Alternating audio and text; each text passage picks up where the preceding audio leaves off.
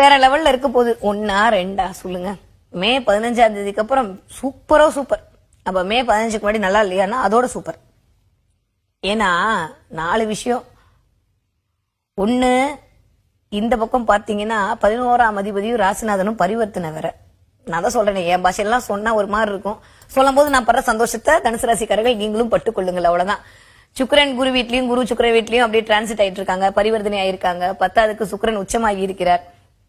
ராசிநாதன் அப்படியே கடந்து நேரா 15 தேதிக்கு அப்புறம் போய் உட்கார்ந்து உங்களை தான் பாப்பி நடமுடுத்து 7ஆம் பார்வையாக உங்களை பார்த்து உங்களை வலு பெறச் செய்ய போகிறார். வலு இழந்து கொண்டிருந்த அத்துணை தனுசு ராசிக்காரர்களுக்கும் வா அப்படின்ற மாதிரி இருக்க போது இந்த தடவை மே மாதம். இந்த ராசியில் பிறந்துட்டு நான் படுற வேதனை இருக்குது. அப்பா சாமி, ஈஸியாக சொல்கிறாங்க மே 15க்கு மேலே நேரம் நல்லா இருக்க போகுது, அதிர்ஷ்டம் அடிக்க போகுது, அதை பண்ண போகுது, இதை பண்ண போகுதுன்னு. பின்னாடி அந்த தலைவன் உட்காந்துருக்கிறாரு பாரு, சின்ன வயசுலேருந்து சோதனை சோதனை சோதனை சோதனை.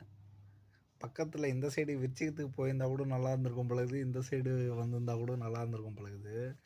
தனுசு ராசி மூல நட்சத்திரம். ஐயோயோயோ அப்பா சாமி, ஐயோ நான் பட்ட வேதனை நீங்கள் யாரும் பட தேவையில்ல. எல்லாம் லைஃபே ஆக்சிடென்ட்டு.